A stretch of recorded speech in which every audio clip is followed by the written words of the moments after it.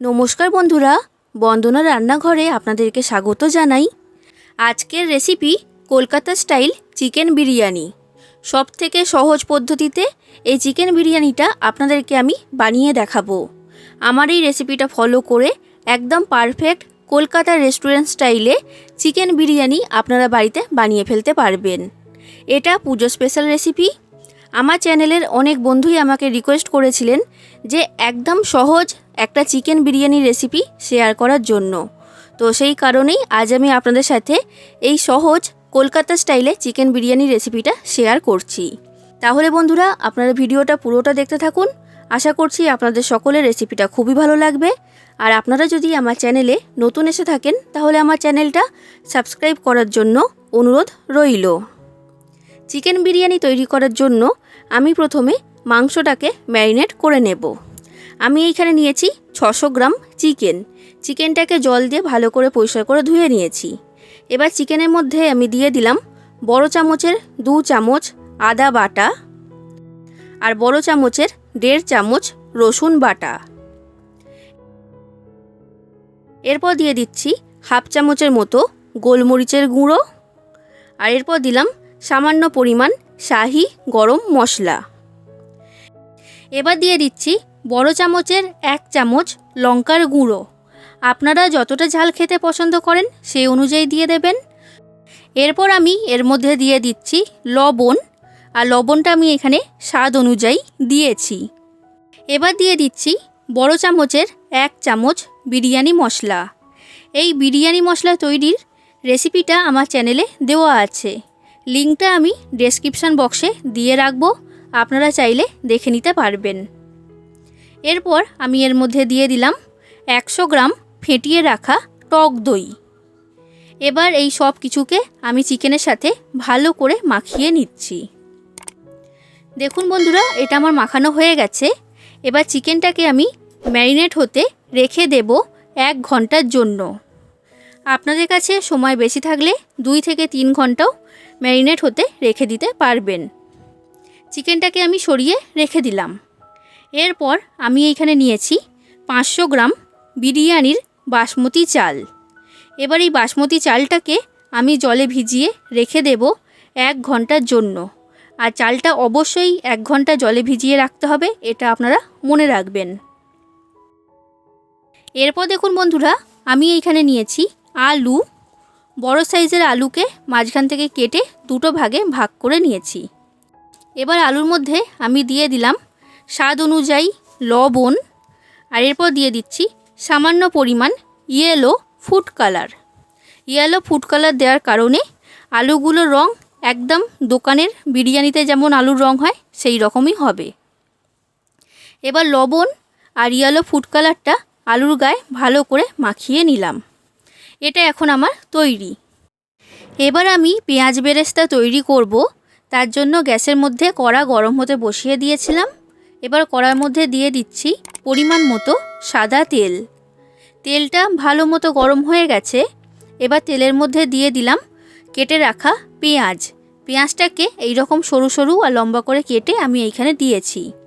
এই সময় বলে রাখছি বন্ধুরা, আমি এইখানে 150 গ্রাম পেঁয়াজ নিয়েছি। 150 গ্রাম পেঁয়াজের মধ্যে অর্ধেকটায় আমি পেঁয়াজের বেরেস্তা তৈরি করছি, আর বাকি অর্ধেকটা দিয়ে চিকেনের গ্রেভিটা তৈরি করব। এখানে পেঁয়াজটা খুব বেশি দিলে কিন্তু হবে না, এটা আপনারা মনে রাখবেন। দেখুন বন্ধুরা, গ্যাসের ফ্লেমটা মিডিয়াম ফ্লেমে রেখে পেঁয়াজের বেরেস্তা আমি তৈরি করে নিয়েছি। এর থেকে বেশি লাল করব না, তেল থেকে ছেঁকে আমি পেঁয়াজের বেরেস্তাটাকে তুলে নিলাম। এখন এই পেঁয়াজ বেরেস্তাটা সরিয়ে রেখে দিচ্ছি। এবার কড়াইতে যে তেল রয়েছে এর মধ্যেই আমি দিয়ে দিচ্ছি লবণ মাখিয়ে রাখা আলু।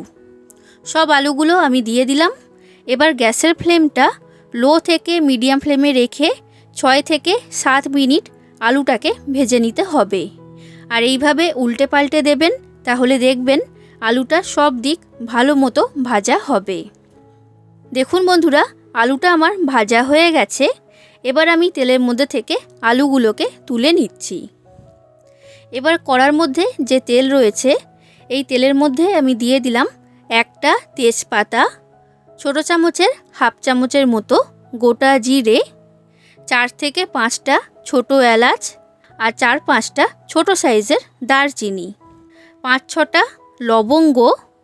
এবার বাকি পেঁয়াজটা আমি কড়ার মধ্যে দিয়ে দিলাম, আর এই পেঁয়াজটাকে এইরকম ছোট ছোট টুকরো করে কেটে আমি এইখানে দিয়েছি। এবার এই পেঁয়াজটাকে দিয়ে ভালো করে ভেজে নিতে হবে, আর একটু লাল করেই ভাজতে হবে। দেখুন বন্ধুরা, পেঁয়াজটা আমার ভাজা হয়ে গেছে। এবার আমি কড়ার মধ্যে দিয়ে দিচ্ছি ম্যারিনেট করে রেখে দেওয়া চিকেন, আর মশলাটাও আমি এর মধ্যেই দিয়ে দিয়েছি।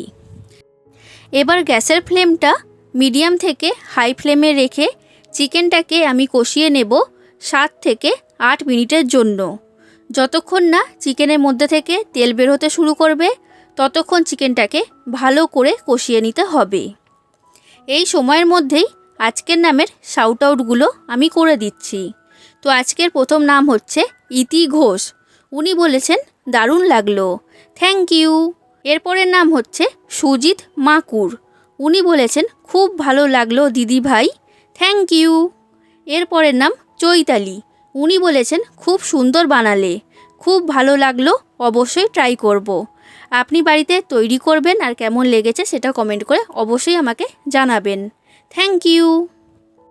পরের নাম হচ্ছে চন্দ্রিমা সেন, উনি বলছেন নাস্তার রেসিপি দারুণ লাগলো, অবশ্য আপনার সব রেসিপি ভালো লাগে, কমেন্ট পেয়ে খুবই ভালো লাগলো, আশা করি আমার পরের রেসিপিগুলো আপনার ভালো লাগবে, থ্যাংক ইউ।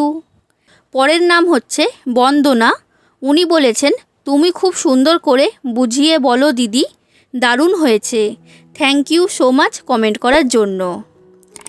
দেখুন বন্ধুরা, চিকেনটা কষানো হয়ে গেছে, চিকেনের মধ্যে থেকে তেল বেরোতে শুরু করে দিয়েছে, দেখে বুঝতেই পারছেন। এবার আমি চিকেনের মধ্যে দিয়ে দিচ্ছি জল। যে পাত্রের মধ্যে চিকেনটা ম্যারিনেট করে রেখে দিয়েছিলাম সেটা ধুয়ে অল্প একটু জল দিয়েছি, আর এরপর দিয়ে দিলাম আরও একটু জল। সব মিলিয়ে আমি এইখানে 600 ml মতো জল দিয়েছি। এবার ভেজে রাখা আলুগুলো আমি এই গ্রেভির মধ্যে দিয়ে দিচ্ছি। আলুগুলো ভাজার সময় অর্ধেকটা সেদ্ধ হয়ে গেছে, এবার বাকি অর্ধেকটা এই ঝোলের মধ্যে দিয়ে সেদ্ধ করে নেব। এবার আলু আর চিকেনটাকে ভালো করে আমি মিশিয়ে নিচ্ছি। এরপর আমি এর মধ্যে দিয়ে দিচ্ছি বড় চামচের 1 চামচ বিরিয়ানি মশলা। এবার বিরিয়ানি মশলাটাকেও ভালো করে আমি মিশিয়ে নিলাম। এবার গ্যাসের ফ্লেমটা লো ফ্লেমে রেখে কড়াটা ঢাকা দিয়ে মাংস আর আলুটাকে আমি সেদ্ধ করে নেব। প্রায় 10 থেকে 12 মিনিটের মতো সময় লাগবে আলু আর মাংসটা সেদ্ধ হতে। 12 মিনিট হয়ে গেছে বন্ধুরা, কড়ার ঢাকনাটা আমি খুলে নিয়েছি। আলু আর চিকেন ভালো মতো সেদ্ধ হয়ে গেছে। এবার এই গ্রেভির মধ্যে থেকে চিকেন আর আলুগুলোকে আলাদা একটা পাত্রের মধ্যে তুলে নিচ্ছি। তো সব চিকেন আর আলুগুলোকে আমি তুলে নিয়েছি। এইবার যে গ্রেভিটা কড়ার মধ্যে রয়েছে, এই গ্রেভির উপরে যে তেলটা রয়েছে এই তেলটাকে আমি আলাদা একটা পাত্রের মধ্যে তুলে নেব। এই তেলটাকে রোগান বলা হয়। এই রোগানটা আমি বিরিয়ানির ভাতের লেয়ার করার সময় ব্যবহার করব। তো আমি এর মধ্যে থেকে তেলটা তুলে নিয়েছি। এবার এই গ্রেভিটাকে আমি সরিয়ে রেখে দিলাম। এরপর দেখুন বন্ধুরা, আমি এইখানে নিয়েছি 120 ml মতো দুধ। এটা জাল দিয়ে তারপর ঠান্ডা করে রাখা দুধ। এবার এই দুধের মধ্যে দিয়ে দিলাম 1 চামচের মতো বিরিয়ানি মশলা। এবার মশলাটাকে ভালো করে দুধের সাথে মিশিয়ে নিলাম। তৈরি হয়ে গেল মশলা দুধ। এটাকে এখন আমি সরিয়ে রেখে দিলাম। এরপর আমি এখানে নিয়েছি 20 থেকে 25 ml মতো দুধ। এখানে দুধটা অল্প পরিমাণে নিতে হবে, বেশি নিলে হবে না। এবার দুধের মধ্যে দিয়ে দিলাম কেশর, আর এরপর দিয়ে দিচ্ছি সামান্য পরিমাণ yellow food colour. Food colour দিলে রঙটা খুবই সুন্দর হয়। ভালো করে মিশিয়ে নিলাম। তৈরি হয়ে গেল কেশর দুধ। এটা এখন আমি সরিয়ে রেখে দিচ্ছি। এরপর একটা বাটির মধ্যে আমি নিয়ে নিচ্ছি 4 চামচ গোলাপ জল। এরপর নিচ্ছি 4 চামচ কেওড়া জল, আর এরপর দিয়ে দিচ্ছি 3 থেকে 4 ফোঁটা মিঠা আতর। মিঠা আতর এর থেকে বেশি দেবেন না, তখন খেতে ভালো লাগবে না। এবার এই সব কিছুকে ভালো করে মিশিয়ে নিলাম। এটা এখন আমার তৈরি। এবার আমি বিরিয়ানির ভাতটা তৈরি করব। তার জন্য একটা বড় পাত্রে জল গরম হতে বসিয়ে দিয়েছি। এবার জলের মধ্যে দিয়ে দিলাম বড় চামচের 3 চামচ লবণ। এরপর দিলাম 5টা ছোট এলাচ, 5 থেকে 6টা লবঙ্গ আর 4 থেকে 5টা দারচিনি। এরপর দিয়ে দিলাম একটা তেজপাতা। এবার দিয়ে দিচ্ছি বড় চামচের 1 চামচ সাদা তেল। এরপর দিয়ে দিচ্ছি পাতিলেবুর রস। একটা পাতিলেবুর অর্ধেকটা আমি এখানে দিয়েছি। আর লেবুর রসটা দেওয়ার পর লেবুর খোসাটাও আমি জলের মধ্যে দিয়ে দিলাম। এরপর দিয়ে দিচ্ছি 1 চামচ গোলাপ জল আর 1 চামচ কেওড়া জল। এখানে গোলাপ জল আর কেওড়া জল অবশ্যই ব্যবহার করবেন। সব কিছুকে ভালো করে আমি মিশিয়ে নিলাম। জলটা এখন ফুটে উঠতে শুরু করে দিয়েছে। এইবার ভিজিয়ে রাখা চালটা আমি জলের মধ্যে দিয়ে দিলাম। আর চালটাকে আমি 2বার জল পাল্টে ধুয়ে নিয়েছি, তারপর আমি এখানে দিয়েছি। এবার চালটাকে 60 থেকে 70% সেদ্ধ করে নেব। এর থেকে বেশি সেদ্ধ হলে ভাতটা গলে যাবে, বিরিয়ানিটা একদম পারফেক্ট তৈরি হবে না। তো সেই কারণে 60 থেকে 70%ই সেদ্ধ করতে হবে।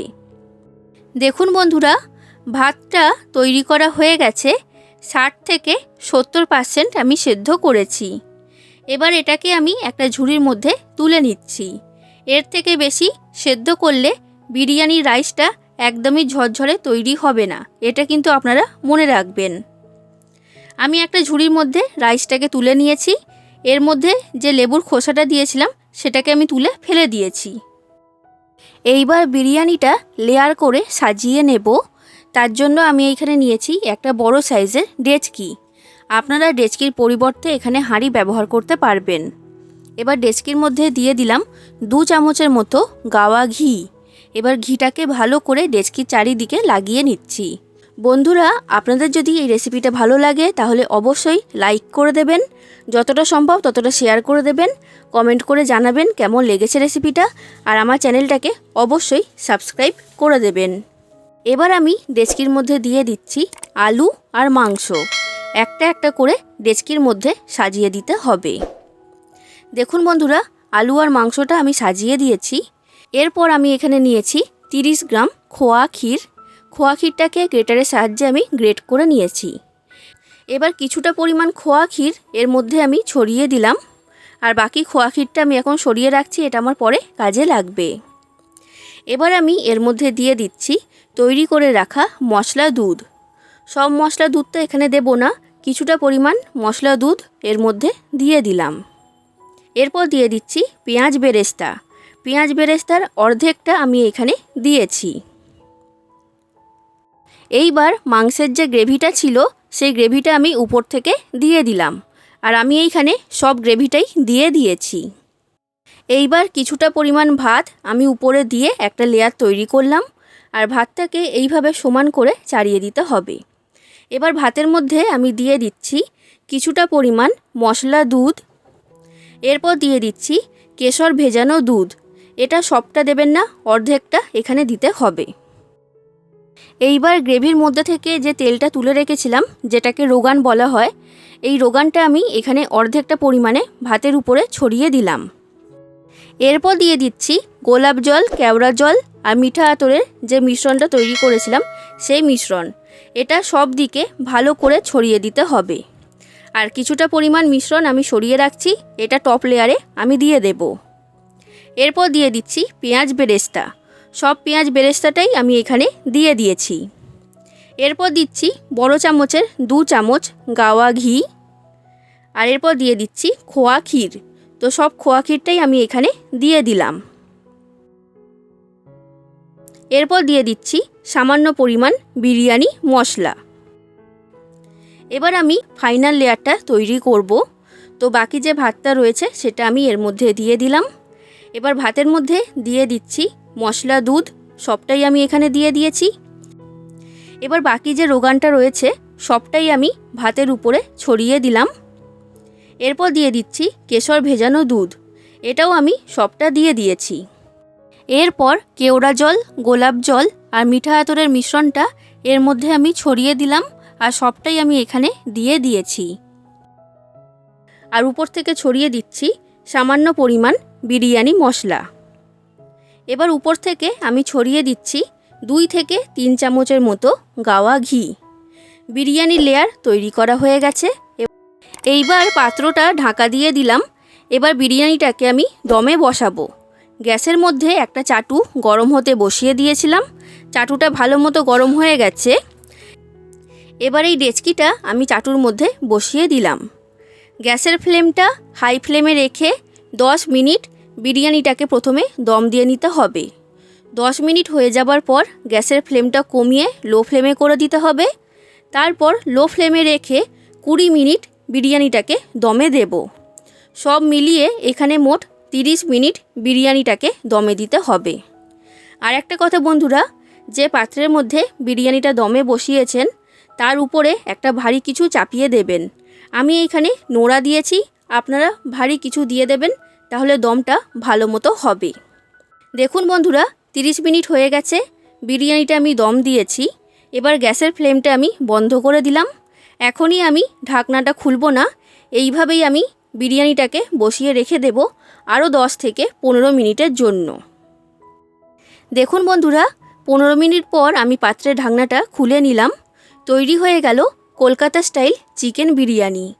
খুব সুন্দর গন্ধ বের হয়েছে, একদম রেস্টুরেন্টের মতো। এবার আমি আপনাদেরকে বিরিয়ানিটা কেটে দেখাচ্ছি যে এটা কেমন তৈরি হয়েছে। একদমই ঝরঝরে রাইসগুলো হয়েছে, দেখে বুঝতেই পারছেন। তাহলে বন্ধুরা, দেখে নিলেন তো একদম সহজ পদ্ধতিতে চিকেন বিরিয়ানি বাড়িতে কিভাবে তৈরি করবেন। এভাবে আপনারা বানাবেন আর কমেন্ট করে জানাবেন কেমন লেগেছে রেসিপিটা। আর ভালো লাগলে অবশ্যই আমার চ্যানেলটাকে সাবস্ক্রাইব করে দেবেন আর এই ভিডিওটা যতটা সম্ভব ততটা শেয়ার করে দেবেন। তাহলে বন্ধুরা, আজ আসি, আবার দেখা হবে অন্য কোনো দিন অন্য কোনো রেসিপির সাথে। ধন্যবাদ।